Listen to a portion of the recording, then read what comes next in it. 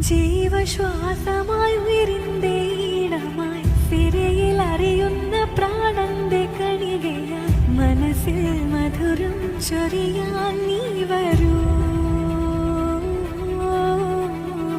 ഹൃദയം കുളിരായി തഴുകും